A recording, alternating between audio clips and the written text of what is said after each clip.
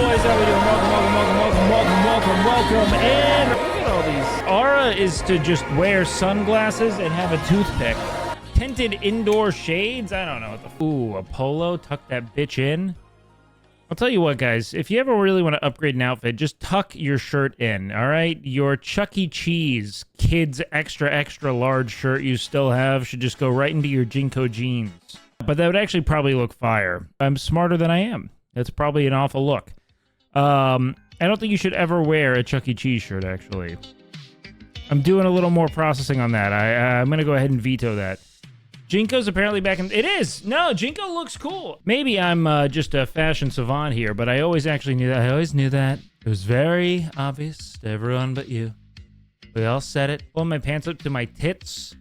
It depends on how fucking big your rack is. If you got a serious rack, yeah. If you're 5'7" wearing Crocs, here's the thing. There are two ways to roll up to a Lamborghini dealership, all right? In Jinko jeans and Crocs or in a full suit, okay? You either need to be wearing a very expensive thing or something that's incredibly dispensable. You know what I mean? Like back when I was in college, right? I would just try to see how well they'd treat me. And it turns out really well. Like obscenely well, you know? I'm not poor anymore. Now I make like, you know, a teacher's salary, which is nice. I used to make good money, but Twitch ruined that. With ad revenue slicing. But now I'm like, I get paid like a good teacher, which is kind of how I was right after, you know, Camp Canute. So I don't mind. I mean, I don't spend the money anyway. No. I think Mom Jeans had a good look, actually. I really do. I'm not against this in any universe. I think that Mom Jeans had a renaissance, man. They were potent. High-waisted worked well on some bodies, you know? I had no qualms. It's all about dressing to your body. That's all it is. Some things work, some things don't, you know? Now, I wouldn't necessarily advise men wear the Mom Jeans. I do think they look pretty bad, but it looked really good on some girls. How's about it? They're not like thin brows, you know? I just have such a fucking intense caveman skull. I'm built like a Neanderthal. It's the Geico guy, you know? That's what I am. I'm a fucking cave person. That's it. There's nothing more to it, man. What about the all denim retired Jay Leno style? I don't know if anything Jay Leno has done is actually cool. Is Jay Leno even a funny man? I don't know. I was such a Conan Andy, and I'm pretty sure they had quarrels, didn't they? Bro's just got a big-ass chin. What more does a man need to know? Yeah, the funny chin man? Is it his chin that's funny? I don't think Kimmel was like this fucking plague to late night. Like a lot of people seem to... you know, hold him in that regard, and I don't know if I agree. Letterman's like kind of the OG, right? Do people hate Kimmel that way? Isn't it more Fallon? I don't know. I'm gonna do what I've always done, and or not what I've always done, what I tried to do for the last few months, which is just not care about other people's professional performance, because I'm trying to make something that is fulfilling holistically, that people actually want to watch, that aren't a bunch of entitled and insufferably competitive people obsessing over some kind of imaginary number. I care about having a cool community people like hanging out in, and if I can continue to toe that line, I'll be pretty happy. Everything else to me is just gravy, you know? I want friends that are having fun to hang out on each other's streams, and hopefully we provide you enough respite, entertainment, etc. to continue making money until, you know, you guys give up on it. And then I'll go be a streamer. Or I'll go be a teacher or something, you know? I've given up on... I don't think I'll ever be a big enough streamer to, like, retire as a streamer. You know, I'm going to have to work a job when the curtain closes on this. But, you know, push comes to shove. Work sucks. Work sucks. I know. That or my supplement company is going to take off. I've got a supplement company in the works now. It won't take off. I like helping my friends train. So what's that game show you're going to be on? I don't know. I just said yes. I'm going to be at San Japan in a week, a little over a week, on Saturday. Next Saturday. I'll be in San Japan, which is an anime convention in San Antonio. And I'm going to stream that event, and we'll be doing a little meet and greet there. So if you guys are local, you know, make sure you come by, say what's up. That's what we're hitting. Fight Your Dad pre-workout. And we're going to have a whole Fight Your Dad supplement line. It's going to be very fun. I got a formula and everything. I'm going to do a limited run of it. Probably won't go anywhere, but I think Fight Your Dad is just a stupid, funny name. When I look at it, it's just very funny. You know, like today's the day you fight your dad. I don't care if it ever gets bought. I'll probably just be a limited run of like merch essentially for people, but it'll be a good product. I'm gonna fucking make it a stimmed out clusterfuck. Because the whole idea is that it makes you so crazy you fight your dad. Like the products that you buy at gyms now are insane. They're like maximum fuck, anabolic assault. And so I was like, yeah, what's like a funny memey thing that I could drop? Like what lampoons the expectation of a pre-workout, you know what I mean? Start a line of pre-workout called Weak Sauce. Ooh, Weak Sauce. Yeah, I don't think that's gonna sell. And also, I don't think borrowing internet vernacular from 2008 is going to really nail it either. I don't remember the last time I said weak sauce. Start a line of pre-workout called Horse Cum, and it's just pure horse cum. That's all it is. It's just horse cum, and it's intense. Who can fucking hang? What the fuck is this? Demented dog fucker? Demented Ape Incident Mass Booster Dog Fucker Flavor Dog Fuckers Wings and A&W Root Beer. Okay, yeah, I can do that. Maybe we can get ourselves a little sponsor with all pluckers or something. Oh, would you open the can of Fat Cock? Oh, a Fat Cock. I thought you were calling it Fat Cock. Fat Cock could be kind of a funny brand. It's just a really obese rooster. Yeah, we could do that. A name that appeals to millennial alpha males but also makes fun of them. Something really innocuous. Yeah, it's called Fight Your Dad, bro. Like, I got this. And again, the actual formula is insane. We are without a doubt going to the stratosphere. I'm just gonna eat it raw on stream over and over again. Patricide? No. Patricide's for nerds. Fighting your dad? That's for settling beef after a couple Crystal Lights, you know? Fucking, it's gonna be a horse pill. Gonna be a fuck you amount of caffeine. There are a bunch of like outings I was invited to. I'm a very popular man, you see. I need to stream every day forever. Desktop is an American vodka spirit produced by the Campari American division of Campari Group of Milan, Italy. Okay. My dad does Fent? No, your dad did Fent. I did think the bottle was kind of sexy though. It's gay? Wait, it's scaled back its gay commitment? Okay. Yeah, a little too gay. Got it. I think my dad was interested in getting drunk because he was an alcoholic. I don't know. I think only Russian people buy vodka because it tastes good to them. Fucking hell. My dad bought cheap vodka and drank until he fell asleep with his hand in his pants watching golf. That's all I could really make sense of, at least. He loved to have his hand in his pants. That was a very significant thing for him. Russian doesn't care if it tastes good. Vodka is vile. Vodka will never taste good. It's about getting drunk. Do you guys like the flavor of vodka? I feel like almost every spirit exists solely to the ends of getting plastered. Anything beyond that is nonsensical to me. I couldn't even begin to justify the consumption. I'm never going to do it because it tastes good. If they made a non-alcoholic vodka, I would never drink it. You know what I mean? Like, are you kidding me?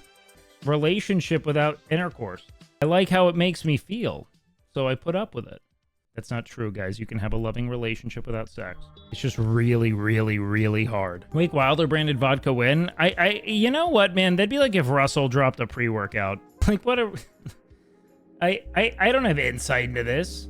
You should just not drink. I can't help but just think everything about your life would be radically improved by not drinking. Give me some Mott's, bro. No, thank you, dude. Social lube, nothing more. You know what the best social lube is? Coming out. Yeah, force him to really deal with that. We're gonna be some Welch's grape. Cheese, eggs, and Welch's grape. I wish that they made something I could inhale. Like, if I could smoke alcohol, I'd probably be an alcoholic. It's not really even the taste, the calories. I want to be a skinny legend, you know? Paralyzed alcohol. Super dangerous, though? I don't care, dude. I'll boof this shit. If I've learned anything about all the people I find cool and funny, they all have some kind of substance abuse issue. Something that's south of crank, north of weed, you know, in terms of like how it makes me feel. Should inhale protein? No, I love eating protein, dog. Like maybe that's me because I've thunderfucked my palate from just years of being orthorexic. Let Tim cook. You know what I mean? You know what I'm saying? I think everyone's content gets worse when they get sober. If you want to make it, you gotta develop an expensive drug habit, because that's what also motivates you to produce. Because you need to keep buying the drugs. So it's a nice treadmill to walk there, you know? No, because fentanyl's too good. You need a drug that makes other things better. You know what I mean? Because the thing about like an opiate is that it makes existing too good. You know what I mean? Like it makes existence feel too good. That's a big problem in my eyes. I've only had really the experience of an opiate, like, you know, like intravenous once in my life. But it was so good because it was for a surgery, mind you, okay? I immediately understood heroin addiction. Like, I just got it. And, like, you're like, oh, okay, yeah. Like, you're about to rip into my knee, and I'm having perhaps the single greatest time of my life. I'm gonna spend my spring break getting my fucking knee fucking ripped apart by some old morose man. And then I'm gonna lay on a couch and play Pokemon Leaf Green, poppin' Oxy. I didn't even know how to build a team then, man. I was just playing all the Pokemon. Yeah, I kind of grudge fucked Pokemon Leaf Green. That's what happened. No, you can't explain it. Like, I don't even know if I want to explain it, because there might be, like, recovering addicts in chat, and I don't want to trigger them. You can't describe it in terms of human experience. It only exists in, like, the esoteric. Not human. You're, like, some kind of material. Are you happy 24/7? I am happy precisely maybe 1-1. I don't think I'm anything north of begrudgingly persistent. You know, like, I continue to be without any kind of real emotional impetus. I'm just there. I think I was happy 2 weeks ago for about 36 minutes. I'm still kind of coasting on that. If I didn't have that, we'd be fucked, you know? You are happy with us, fuck you? No, you put on a face and you try, goddammit. You try. One day I'll figure out a way of streaming that I feel like showcases my great strengths, which are, I don't think, anything, and then I'll be truly happy. If anything, it's just in recognizing that life is anti-climax, but it's preferable to the supposed nothingness that awaits me, you know? If I look at all of the time that preceded my being, there is just an enormous absence of anything. I don't know if experiencing anything's better than nothing. Eventually, I think I'd really want to die. You know, but I've yet to hit that point. So we all wake up and continue being because the hope of something that's salvageable keeps us going, you know? Maybe on the other side of suffering is, you know, at the very least, some deliverance. And frankly, I mean, even your awareness of you know, suffering at all indicates that at one point you felt quite good. Look at you, man. Beautiful boy. Wait! Huh. Yo! You think it'd be cool? Yeah. I do think it'd be cool. I think it'd be cool if you came in to my life again. How do you stay optimistic about life? I don't. In fact, if anything, I think the thing I've grappled with most of the last 3 years is my likelihood of anti-climax being all that awaits me. Did you study Nietzsche? I mean, not like to depth. I studied Nietzsche in the way I studied most philosophy, in like cursory reads, excerpts, maybe a book here or there. Maybe this sort of like contrived fantasy of being somehow in an enormously privileged position above other people is something that is kind of peddled to you to make you a more productive worker, and not in any way, shape, or form, one, the foundation of a fulfilling life, or two, a realistic expectation of life at all. Life is likely rife with anticlimax in regards to the expectation of, like, achievement. So maybe if you focus more on, I don't know, like, finding a group of people that make life tolerable, building a hobby that you enjoy progressing, you know, really entrenching yourself in community. But I just don't think that you should be thinking like, man, I need to fucking have like a yacht, fuck Instagram baddies with BBLs to be happy. I mean, like, you're not going to be happy either way. We're pursuing value in a really singular sense. You can get it in so many other ways. What if you have crippling social anxieties? Go to a fucking behavioral therapist. Learn to overcome your fears. That's all it is. It's just frankly, probably like a trauma response to some kind of formative rejection. And you only get over it by going out into the world and engaging with people. And don't mistake your shyness or fear of rejection for anything else. I see on the internet everyone's super happy, ecstasy all the time, but when I go outside, people are sad, miserable. Why is that? Well, if anything, I'd say that my experience is quite the opposite. When I go outside, I see a lot of really fulfilled people. But on the internet, I think that there's a lot of posturing of misery and sadness. But I guess it all depends on where you're looking, man. Welcome. The internet is very curated. But what if I enjoy being miserable in my cocoon? You don't. It's just comfortable. It's preferable to the unknown. You've come to acclimate to that degree of suffering, and it's better than finding out that you're incapable of anything greater because you lack X, Y, or Z attributes. Self-certainty, right? Of like, oh, well, it can't get any better. It's the same reason why I never did anything meaningful on stream for so long. Why I refused to collaborate. And why, frankly, because I was terrified of failing. Everyone told me, don't do that. You just go live at night and talk about what happened that day. And I did and got nothing. You pivot and you start to do things that you find fulfilling. Travel, go places, talk about things that matter to you, etc. Don't you hate yourself? I don't know how to say it. I'm sorry. Yes. You have two personalities, one on the internet, one in real life. Which one is real? When I'm here, I'm trying to take the things that I actively consider in my day-to-day and present it to you guys. You know what I mean? I have the floor. I talk to depth. And frankly, I mean, not all that different offline as I am on. I just talk more because otherwise it's silent. Everything I'm doing now is mostly what I'd be doing if I weren't live. I'm talking about the things I find interesting. And my career suffers because of it. If I was really two-faced, maybe I'd be able to fucking turn it on and just be a fucking Gatling gun of jokes and witticisms. But I don't have that shit in me, dog. I have to fucking take an enormous amount of stimulants to talk this much, and I'll probably die an early death, but no, I won't because I do my cardio now. Heavy duty, my GF really pulled me out of my comfort zone and shoved grass in my face. Overwhelming, but worth. A lot of times you just need a friend. Well, I think everyone has some kind. Look, life isn't meant to be raw dogged. It's the one thing I got, not in the context that we've built. You could have raw dogged life in a more like still or intuitive kind of context where you're just kind of doing shit within a community and not actively laboring meaninglessly for someone else's bottom line. But I'll say this, I do think that when you look at the trajectory of humanity, the introduction of coffee as a oft-consumed product, I mean, isn't that essentially what rang in the Enlightenment? Coffee is everything to humanity, man. Caffeine has made the world go round. I was able to do an hour on the Stairmaster. Now I can barely do 30 minutes. Don't know why. Fatigued. There's not a ton of downside in the event that you just aren't pumping it before bed. The only true downside is probably that, well, I guess it could probably elevate cortisol as well if I were being a stickler. But I think you'll figure it out, man. But no, I don't feel like I'm two-faced. I don't feel like I'm existing in a way that's illegitimate. I'm actually pretty content with how I am and what life consists of. I don't make a lot of money, but I make enough money to keep my ass alive. I guess that's that. CEO of Telegram, 8 billion net worth, said, if you want to reach your full potential and maintain clarity of mind, stay away from addictive substances. My success and health come from 20 years of abstaining from alcohol, tobacco, coffee, pills, illegal drugs. Short-term pleasure isn't worth your future. His success is not due to not drinking coffee. Not at all. Success is built on the backs of a bunch of people that he drives to drink a ton of coffee. 3, just deadlines and expectations. Who gives a shit about that fucker? Sturdy. Look for stitched ones. They're like $50. Abusing anything is bad? I abuse my penis. Who's gonna stop me, motherfucker? So most people just lie for engagement? No. What do you mean? I didn't even say that. But oh man, look, if you have this dysphoric of a relationship to the streamers you watch, I'd say stop watching. You know what I mean? When you bark for your girl, what kind of breed do you try to sound like? A little shitty shaking chihuahua? Trying to go for that yap. I want to sound like I'm on the fucking precipice of death. Just shaking. Well, here's what it is, brother.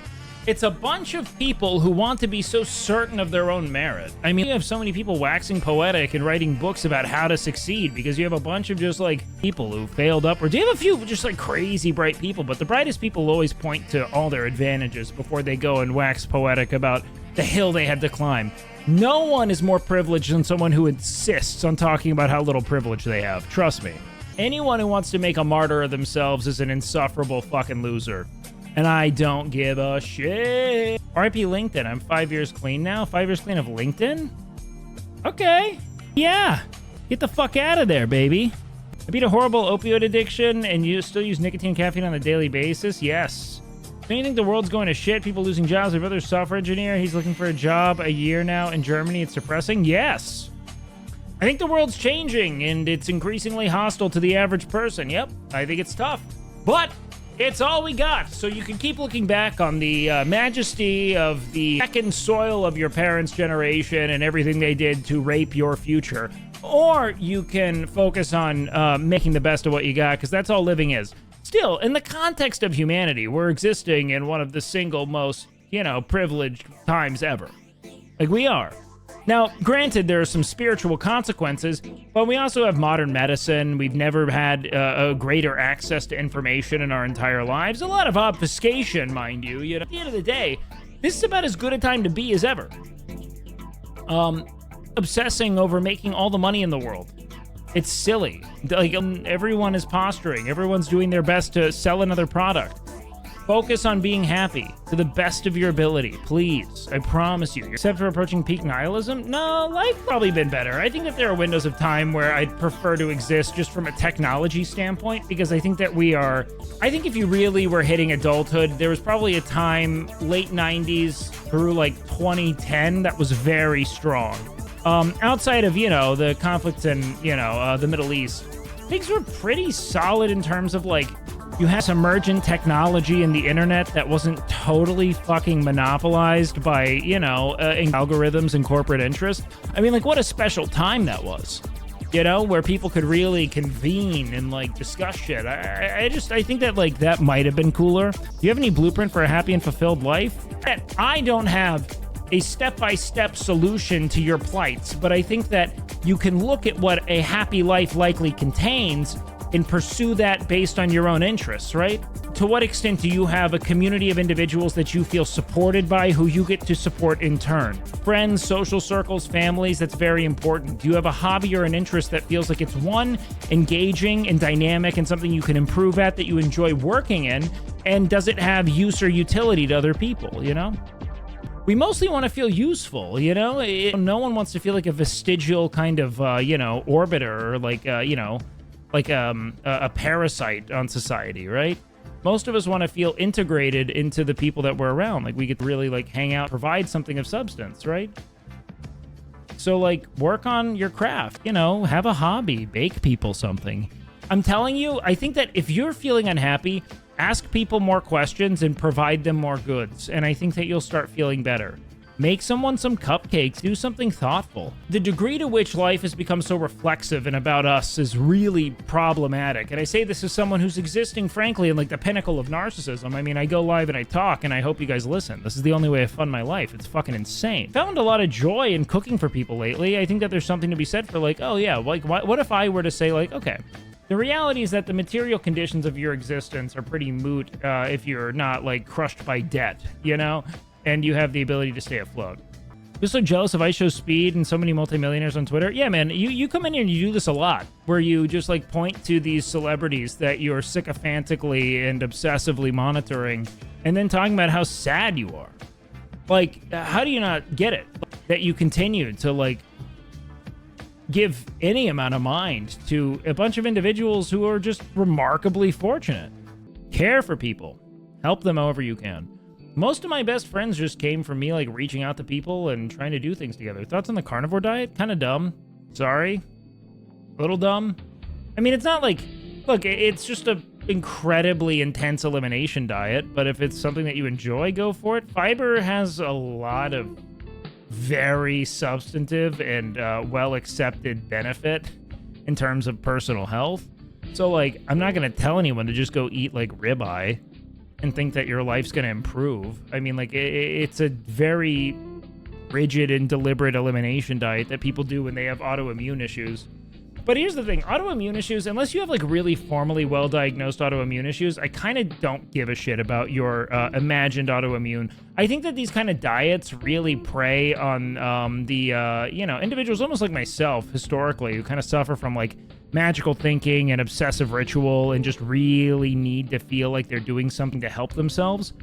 I don't really think a lot of people who report autoimmune issues have them. I think that they're just kind of having some kind of contrived like brain fog thing. You know what I mean? The one thing I've come to notice is that the less I think about my food, the better I typically feel. I've obsessed. Is gluten intolerance a real thing? I mean, like, it can be. In theory, you can have an intolerance to anything. You'd be surprised how common autoimmune disease are. Yeah, go pursue meaningful diagnosis. Like, the amount of people who just continue to report total fucking vibe-based dieting is insane to me. A lot of times it's just people who are like, yeah, I need to have some kind of like, you know, let's say like, I've left no stone unturned, right? And so if I don't feel like I'm myself, then eating a remarkably rigid diet, you know, at least eliminates this kind of potential problem. But I don't know, man. I've done the carnivore diet. I've been vegan. I've done paleo. And I do it all with skepticism, not because I'm like, oh, this is sick. It's because I thought that it was, you know, if anything, valuable for me to pursue. I wanted to try it and see how it affected me. And the one thing I've come to realize is that the best thing for me is to be busy. It doesn't even matter what I'm eating. I've been super happy, literally on a diet of Gatorade and fucking Fairlife protein. It doesn't matter. Paleo seems kind of dope. It's not. It's stupid. It means nothing. It's just a whole food diet. That's all it is. Canute, you're on stream. What up, dog? Yo, have you signed up for tomorrow, Wake? I don't know what you're talking about. Canute misses you? I love Canute, man. Very good. Very good indeed. Like, there are certain, like, dumb entertainment uses, like personal entertainment uses for AI that I think are fun, but I really have an issue with anything that I don't think is like... If AI is doing anything that a human could be doing, I'm not interested. I was talking with Seer about it today, where we were talking about, like, AI in video games, right? Like, what context would I be cool with AI existing in a game, and, like, would I still support it? And it's like, oh, well, imagine if they have, like, fully AI characters that are able to like thread together story within the game based on, you know, automation itself. That is really dynamic. That's something that a human wouldn't be able to do. You couldn't create active kind of like unlimited stupid potential narratives. You know what I mean? That I have like a evolving relationship with. That would be cool. But like someone just, let's say, like displacing, you know, creative labor and, you know, cutting down on quote unquote, like, you know, expense, you know, even though it's like essential labor. I just don't think that's something I could get into, you know? I work with AI in education. Oh, man. In a first, Google has released data on how much energy an AI prompt uses. Pretty much non-trivial text-based usage for cost now. Okay. Let's see.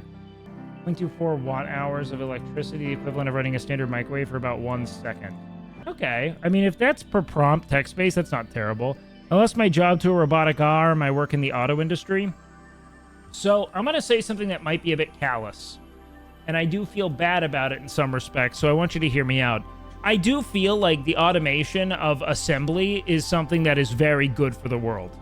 I think that pretty, like, high-risk sort of, you know, like, physical jobs gradually displacing a lot of physical labor is probably a good thing overall. But that involves there being meaningful infrastructure to support the individuals that are getting displaced by that, you know? In the absence of that, it's just callous corporate greed. In the presence of infrastructure that supports it, that's great. Like, ideally, we automate the entirety of compulsory labor, right? Like, I don't want to ever have to work again. I want to work when I want to work, which I will want to do. You know what I mean? Like, we like to, like, dude, I would, in my ideal world, we all just get to, like, homestead as we see fit, you know? And live, like, in a relatively fun, contained, communal environment. And everything else is more or less taken care of on a systemic level. But, you know, wherever the fuck that future is, who knows? And also, frankly, it's like a lot of creative people are going to be fucked because apparently they're just hell-bent on excising all creative labor, which, what a fucking gut punch, you know? I mean, such is life. I think that, realistically, man, until there's meaningful bolstering of public education by way of, you know, curriculum reform and subsidies on materials and teacher salaries, I'm so callous to every other government initiative, it's not even funny. Because that's, like, the future, that's like what corrects the planet, is a bunch of very well-educated, well-tended-to people learning meaningfully in the direction of, you know, better and more critical thinking, right? AI is a bubble that is on the brink of collapse. Well, yeah, I think that the promises made for AI far outpace the actual application of AI. Like, right now, we're kind of hot on the novelty of it, but the actual, like, advancements of AI that would make it truly valuable have to do with mechanizing it, I think. Now, maybe that's me not thinking through completely, but, like, I think until we really, like, mobilize physical labor through it. AI right now is just kind of like a fun digital novelty, which granted it will eventually, right? Kind of mirrors the crypto bubble. It'll go up. It'll go down. It'll go up. The bubble exists. It's just not Google, Nvidia, Meta, or huge ones, LMAO. 498 AI unicorns are private AI companies valued at $1 billion or more with a combined value of $2.7 trillion, according to CB Insights. Wow. Yep. We're going to .com that shit. Holy shit. I work with awesome kids that just need a little help, like all of sometimes. Yeah, most people do. Most people just need a little bit of help. I feel like it can be huge in the health industry. Yeah, I mean, I think that it's going to be really significant for advancing medical research. I remember one of the coolest talks I had with Alex Botez was... Alex is so cool, by the way, man. I don't really know what she's up to these days, but I would love to do a stream with her next time in LA. Because she's awesome to talk to. But she was telling me the sort of like focus she had on the development of like tech and medicine as it pertains to like human longevity and the implications it has on future lifespan and in turn future planning. And it was really cool. Something that I was super moved by personally. Wickedly talented, one and only El Nazib. We have looped on this topic, and it's why I feel as if you accessing or even continuing to engage with streams is harming you significantly. As like a young man, you're being maimed by this obsession with you know, like excess and opulence and wealth and shit. Like I can't tell you how much I yearn for you to take a step away from what's on the internet. You're being banned mercifully because I think that a better life awaits for you offline. Engage with your friends and realize that wealth is in no way, shape, or form the sole vector for fulfillment, all right? Find a community that you feel a part of in a meaningful way and give to them. Give. Care, you know? Giving and caring will take you infinitely further than this obsession with how to take and get. I promise you, you'll make meaningful friendships. You'll develop hobbies. You're so young, dude. But you've got to stop thinking about the wealth that people pretend to have on the internet. Okay? You got so much life ahead of you, man. But go, run, do other things. I'm telling you. This whole obsession with the internet and like the people who make money on it, it will eat you alive. This is a remarkably happenstance, chance kind of profession that no one should endeavor to be a part of. You should endeavor to have a legitimate interest, something that is like compelling to you. You know what I mean? Like have a passion. Yeah, it's a Rodman jersey.